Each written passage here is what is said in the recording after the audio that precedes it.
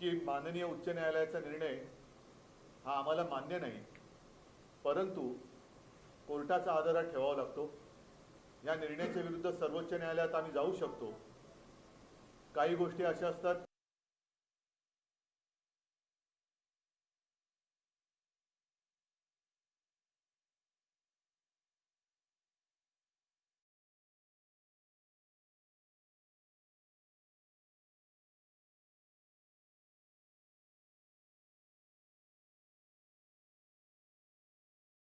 की सर्वोच्च न्यायालयात जाणं आणि त्याच्यानंतर तिथे सुनावणी होऊन निर्णय मिळणं ह्याच्यातही थोडासा वेळ अवधी हा जाऊ द्यावा लागतो, कारण सुनावणी नीट व्हायला पाहिजे।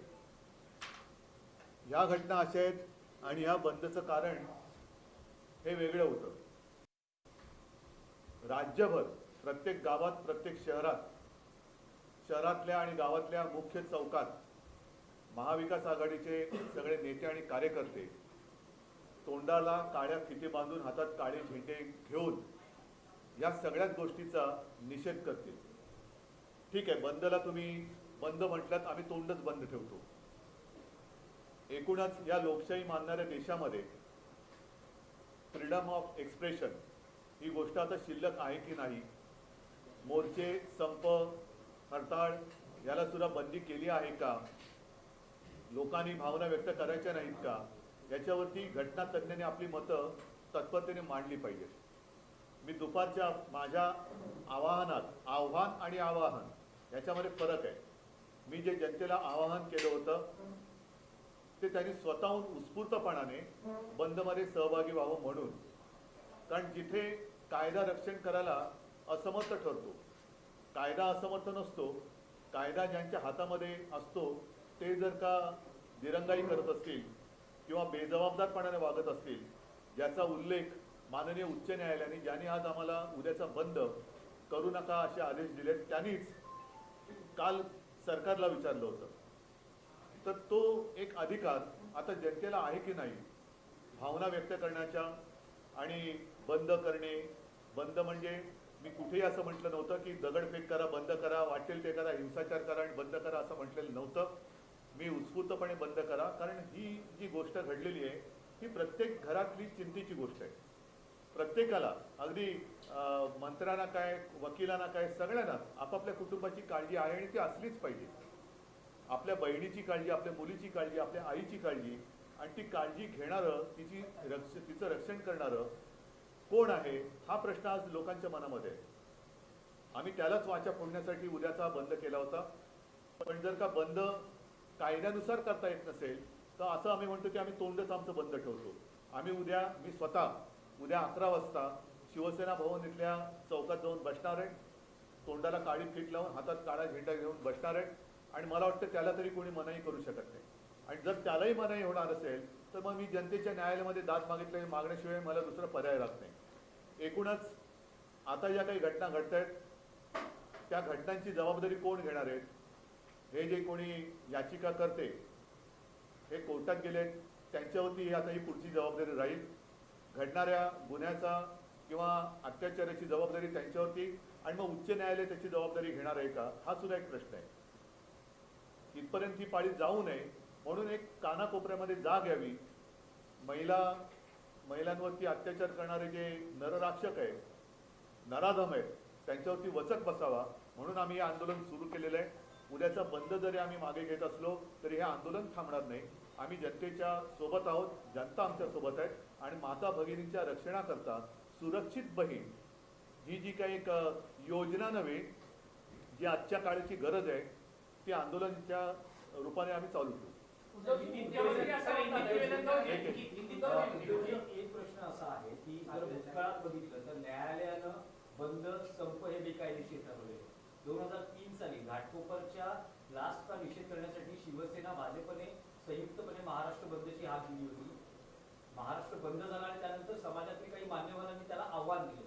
न्यायालयानं तुम्हाला प्रत्येकी सेना भाजपला 20-20 लाखांचा दंड ठोठावला। त्यामुळे ही सगळी पार्श्वभूमी लक्षात घेता महाविकास आघाडीमध्ये असं काही त्यावर काही चिंतन किंवा काही त्यावर नाही। आता असं आहे की नेमका हा बंद उद्याच आम्ही जाहीर केलेला, आत्ता पवारसाहेब बाहेरगावी आहेत, नाना पाटोळे बाहेर आहेत, सगळेजण आम्ही म्हणजे मी मुंबईत तुमच्या समोर आहे. अशा वेळेला एकत्रित बसून आम्ही आता काही निर्णय घेऊ शकलो नाही. मात्र फोनवरून आमचं बोलणं झालं. पवारसाहेबांनी तर त्यांची भूमिका स्पष्ट केलेली आहे. आत्ता जरी उद्याचा बंद मागे घेत असलो तरी याचा अर्थ असा नाही की उद्या परवा कधी आम्ही एकत्र बसून भविष्यात बंद करणारच नाही अशातला भाग नाही. कारण संप करणं, निदर्शनं करणं, आंदोलन करणं हा लोकशाहीतला जनतेचा अधिकार लोकशाहीतल्या घटनेनुसार कोणीही हिरावून घेऊ शकत नाही. आणि म्हणून परत एकदा सांगतो की माननीय उच्च न्यायालयाचा निर्णय आम्हाला मान्य नाही. मात्र आता त्यांचा आदर राखून उद्या असताची आम्ही तो मान्य करतोय. त्याच्यावरती देशभरामध्ये ही चर्चा व्हायला पाहिजे की लोकशाहीमध्ये ह्याला आता मान्यता आहे की नाही. कारण आंदोलन करूनच आपल्याला स्वातंत्र्य मिळालेलं आहे. तेव्हा सुद्धा आंदोलन केलं नसतं तर स्वातंत्र्य मिळालंच नसतं. तर स्वातंत्र्य मिळाल्यानंतर आंदोलन करायचं नाही आणि ते सुद्धा महिलांवरती होणाऱ्या अत्याचाराच्या विरोधात, हे थोडंसं मला पटत नाही. उद्धवजी, मुख्यमंत्र्यांचं असं म्हणणं आहे की न्यायालयाने विरोधकांना चपराक लगावलेली आहे आणि विरोधकांचा उद्या काहीतरी भयंकर घडवण्याचा डाव होता. जाऊ दे, त्यांची काही सदा आवडती लोक आहेत, ते कोर्टात जातात आणि बरोबर नेमक्या ठिकाणी जसं मराठा आरक्षण असेल मग इतर काही गोष्टी असतील इकडे अडथळे निर्माण करत असतात, तर लोक त्यांना ओळखू नये. सर, हिंदी में यही जानना चाहिए कि कल जिस तरीके से आपने कहा था कि कल बंद होना चाहिए महाराज बंद की आपने आह्वान किया था, लेकिन कोर्ट ने कहा है कि महाराज बंद आप नहीं कर सकते, क्या भूमिका हमें कितने बजे बैठे? कोर्ट का फैसला हमें मंजूर नहीं है. इसके खिलाफ हम सर्वोच्च न्यायालय में तो जा सकते हैं, लेकिन कल के कल इसके ऊपर कोई सुनवाई नहीं होगी. सुप्रीम कोर्ट के लिए भी कुछ समय देना पड़ेगा. अब तो समय नहीं रहा, इसलिए हमें तो मंजूर नहीं है, लेकिन उसका आदर करते हुए स्वीकारना तो पड़ेगा, स्वीकार तो करना पड़ेगा. इसलिए कल हम बंद नहीं करने वाले, लेकिन मैं खुद और मैं सारी जनता को और सब मेरे पार्टी के कार्यकर्ता है, महाविकास आघाड़ी के कार्यकर्ता है और जो भी नेता है उनको आह्वान कर रहा हूँ कि आप जहाँ भी होंगे, जिस गांव में होंगे, जिस शहर में होंगे, उसके शहर के और गांव के जो भी मुख्य प्रमुख चौराहे हैं उस पर आकर आप बैठ जाएं. मैं 11 बजे जाऊंगा. 2 घंटे तक तो एक आंदोलन तो करना ही पड़ेगा और मुंह पे काली पट्टी, हाथ में काला झंडा लेकर हम उसका विरोध करेंगे. आप खुद शिवसेना भवन के सामने बैठ के बात कर रहे हैं, लेकिन ऐसे में आपके इस आह्वान को देखते हुए क्या आपको लगता है कहीं ना कहीं खुद स्फूर्तता से लोग बंद का बांध पाल सकते हैं आज शाम? नहीं, देखो, अब जब भी जनता को ऐसे लगे कि मेरे रक्षण करने के लिए कोई सामने नहीं आ रहा है, तो हमने अपने पड़ोसी देश में देखा है, जनता खुद सड़क पर उतर आती है. हम तो यही चाहते हैं कि वो जो स्थिति बांग्लादेश में हुई वो अपने हिंदुस्तान में नहीं होनी चाहिए. और इसलिए जनता की जो भावना होती है उसको एक आवाज़ देनी चाहिए. कोई तो उसको सुनने वाला चाहिए. हम जनता को लगना चाहिए अरे भाई ये मेरे साथ है. तो यही कोशिश हम कर रहे हैं और हम करते रहेंगे. ये आंदोलन रुकेगा नहीं. मैं जल्दबाजी कहना ठीक नहीं है, लेकिन तत्परता, उसको हिंदी में क्या कहते हैं पता नहीं. कोर्ट ने इस मामले पर सुनवाई की और फैसला दिया. मैं अभी अपेक्षा करता हूं कि जो केस है बदलापुर की केस, उस केस पर भी कोर्ट फास्ट ट्रैक क्या होता है वो दिखाएगी और जो भी गुनेगार है उसको सजा सुनाएगी. न्यायालयानं बदलापूर घटनेची सुमोटो दखल घेत जे काही भाष्य केलं काल सरकार आणि पोलिसांनाही आता ती चपरात सरकारला आणि मुख्यमंत्र्यांना नाहीये का? काल कोर्टाने जे थोबडवलं, हा थोबडवला हा शब्द मी मुद्दाहून वापरला, तो मुख्यमंत्र्यांना आणि सरकारलाच केले ना. नाही, पण आज सकाळी तुम्ही न्यायालयाच्या भूमिकेचं कौतुक केलं. आता पण करतोय, आता सुद्धा कौतुक करतोय. त्यावेळेस तुम्ही नाही, आता सुद्धा न्यायालयाच्या भूमिकेचं कौतुक करतंय की न्यायालय एवढ्या तत्परतेने हलू शकतं, हे या निमित्ताने समजलं. आणि तीच तत्परता आम्हाला या मूळ ज्या कारणासाठी हे आंदोलन सुरू झालेले आहे त्या कारणासाठी आता कोर्टाने दाखवावी आणि तत्परतेने जे आरोपी आहेत त्यांचे गुन्हे साबित करून त्यांना फासावर लटकावं. बदलापूर प्रकरणानंतर अनेक प्रकरणं जे आहेत महाराष्ट्रातली या 2 दिवसात महिला अत्याचारांची पुढे आली, रोज येत आहेत. त्यामुळे कुठेतरी महाराष्ट्रात कायदा सुव्यवस्था नाहीये म्हणायचं. तेच तर माझं म्हणणं आहे आणि त्याच्यासाठी आम्ही हे आंदोलन करतो आहोत. आणि ज्या पद्धतीने सरकारची जबाबदारी झटकते, नुसती झटकत नाहीये तर नराधमांना पाठीशी घालते. नुसतं पाठीशी घालत नाही तर जनतेला गुन्हेगार ठरवते. उत्स्फूर्तपणाने आंदोलन करणाऱ्या जनतेला गुन्हेगार ठरवते. त्यांच्यावरती केसेस टाकले जात आहेत आणि एकूणच एक स्वतःच्या विश्वामध्ये, स्वतःच्या भ्रमामध्ये ते मशगूल आहेत.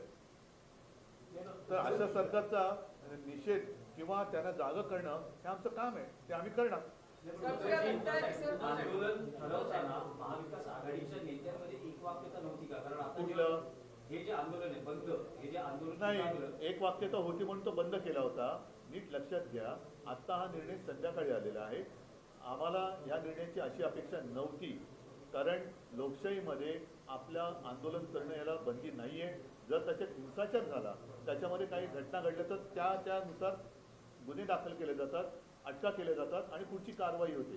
पण जिथे मी स्वतः पुढे येऊन सांगितलं होतं की उत्स्फूर्तपणाने स्वतःहून सामील व्हा, कारण प्रत्येकाला मुलं बाळं आहेत, प्रत्येकाच्या घरामध्ये मुली आहेत, आई आहे, बहीण आहे, सगळे आहेत. तर त्यांच्यासाठी म्हणून हे आंदोलन आहे. हे आंदोलन थांबणार नाहीये. जर का तुम्ही बंद आम्हाला करायला देत नसाल तर आम्ही असं म्हणतो की तुम्ही आम्हाला तोंडच उघडू देत नाही, तर आम्ही 11 वाजता उद्या मी स्वतः शिवसेनेमध्ये चौकात बसणार आहे. तसंच राज्यातल्या सगळ्या नेत्यांना मी सांगतोय, जनतेला सांगतोय की आपापल्या गावात, आपापल्या शहरात प्रमुख चौकात तोंडाला काळी पट्टी बांधून, हातात काळे झेंडे घेऊन ह्या नराधमांचा निषेध करायला बसा. आणि सरकारच्या असंवेदनशीलतेचा निषेध करायला आपण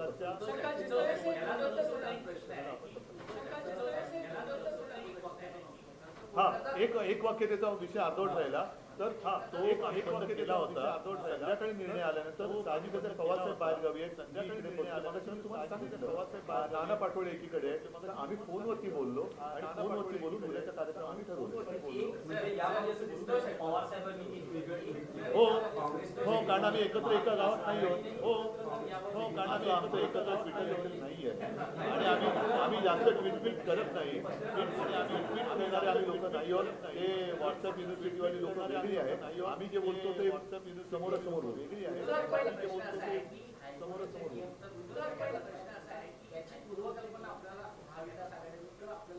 हायकोर्टाचा नियम नसतो, नियम घटनेचा असतो. हायकोर्टाचा नियम घटनेचा असतो, निर्णयाचा कायदा घटनेचा असतो. घटनेमध्ये कायद्याचा उल्लेख असतो, कोर्टामध्ये कोर्ट त्याच्यामध्ये कायद्याचा उल्लेख असतो. त्याच्यामुळे आजपर्यंत कधी असं झालेलं नव्हतं आणि याच्या विरोधात आम्ही सर्वोच्च न्यायालयात जाऊ शकतो. पण उद्या बंद असल्यामुळे, बंदचं आवाहन केल्यामुळे आजच्या आज आम्हाला काही सुप्रीम कोर्टात जाणं शक्य नव्हतं. मात्र लोकांच्या मनामध्ये जी खतखत आहे, त्या खतखतीला जर का आता आम्ही वाचा फोडले नाही, खतखतीला आणखी काहीतरी अघटित घडू शकतो. मी सकाळी तुमच्यासमोर यादीच वाचून दाखवली. मी सकाळी तुमच्यासमोर यादीच वाचून दाखवली.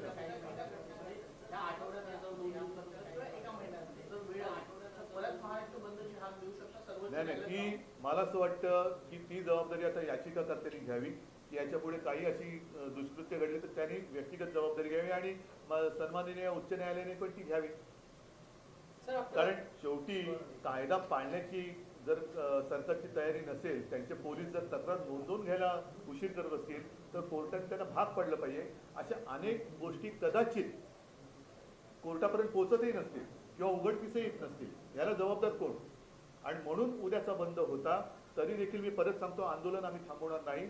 महाराष्ट्राच्या कानाकोपऱ्यामध्ये जाग आणल्याशिवाय आम्ही स्वस्त बसणार नाही आणि असे गुन्हेगारांना सजा दिल्याशिवाय आम्ही थांबणार नाही.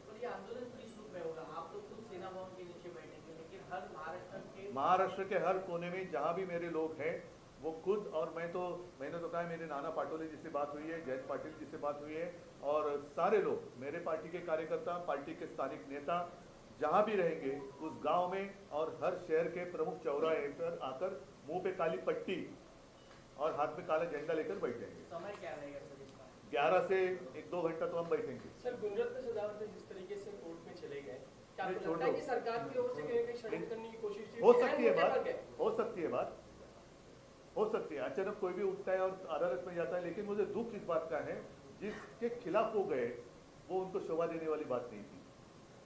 माँ और बहनों का जहाँ सवाल आता है तो ऐसे विषय में कोई बीच में आता है तो उसको शोभा देने वाली बात नहीं. आणि मी परत सांगतो की हे आंदोलन विकृतीच्या विरुद्ध आहे. सुसंस्कृत आणि संस्कृती ज्याला आहे त्या प्रत्येक नागरिकांनी या आंदोलनात सहभागी झालं पाहिजे. हे आंदोलन प्रत्येकाच्या घरातल्या माता भगिनींसाठी आणि मुलीबाळींसाठी आहे. ठीक आहे, चला धन्यवाद सगळ्यांना. जय महाराष्ट्र.